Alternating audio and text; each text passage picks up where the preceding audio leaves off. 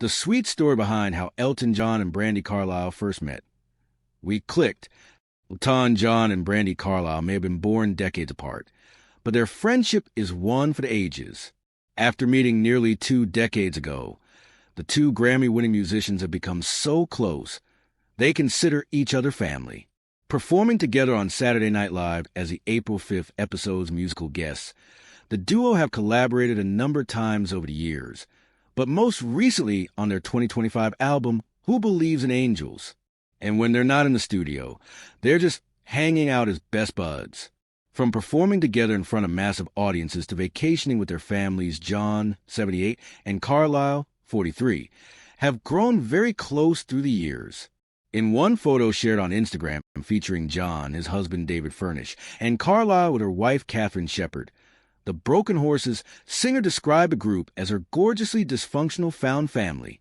So how exactly did this beautiful friendship start? Read on for all the touching details.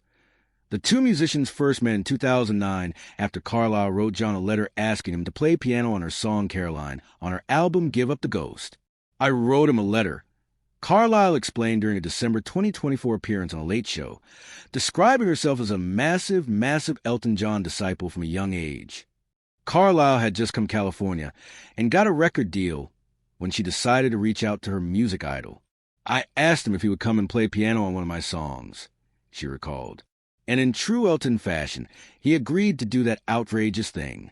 While Carlile had introduced herself in the letter, the tiny singer said he'd already known her from her music and quickly invited her to Las Vegas, where he was doing residency at the Colosseum at the time. I knew who she was. John told Jimmy Fallon on The Tonight Show in April 2025. I phoned her and I said, "Yeah, of course, if you can come to Las Vegas." Once she was there, John sang and played piano on Carlile's record, and their friendship instantly blossomed.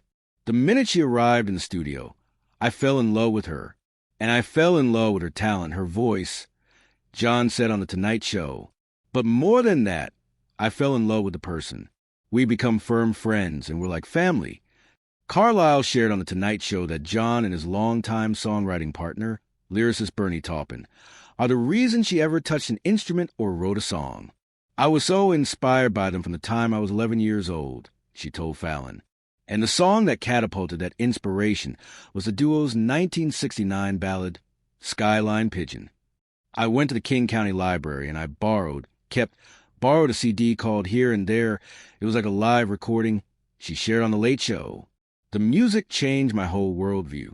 I'd only been, allowed to really listen to country music up to that point, and I discovered Elton in a book report in 1991 or 1992. I became a fanatic within 3 months. I had a Casio keyboard, and I was determined to learn to write songs.